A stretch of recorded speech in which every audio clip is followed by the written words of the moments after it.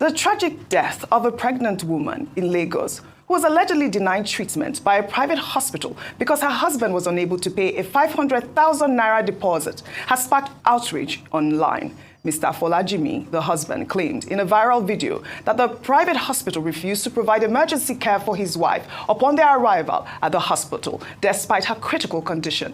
They were then referred to a general hospital in Ekpe, where his wife died en route. Well, let's take a look at what transpired. Can you see me? Can you see me?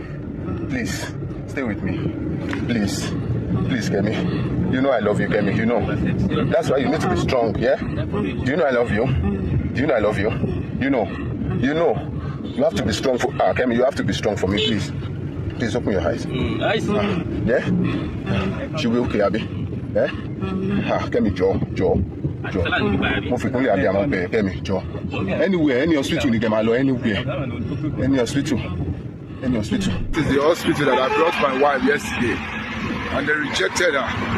And unfortunately, she's dead now. This was really sad. I mean, I had a video of the man's statement there. I mean, we've seen this happen time and time again. I have actually lost a really good family friend from this sort of incident where, you know, he died of a bullet wound or blood and all of that. This hospital, I don't know if we can play up that video of the hospital so we can, our viewers can see. They have to hold this hospital on account because if this actual incident is true, it has raised a lot of valid discussions about, you know, saving lives before money being by.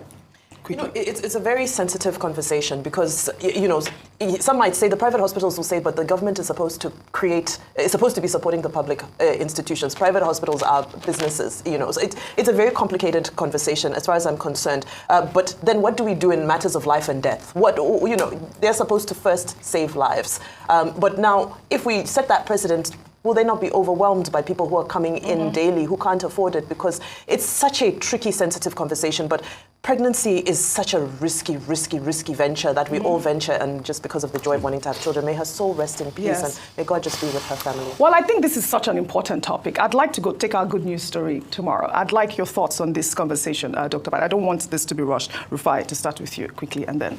Okay, so please, the question I'd like to ask is, she had to go all the way to Ekpe to get a government hospital. She died en route, yeah. So where was the private hospital? Lakowe.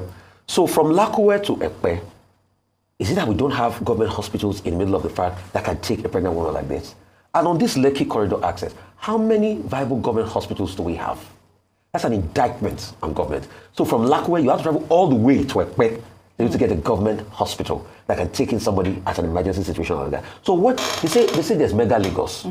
They built Lagos. All right. Where are the hospitals they built? There are also the emergency service unit, Dr. Batik. Where is it? Every doctor takes the Hippocratic Oath. Yes, and this is the principal thing in the Hippocratic Oath is that doctors are required to save lives, not to look for money. But because of economic dispossession, because of poverty, this crisis has been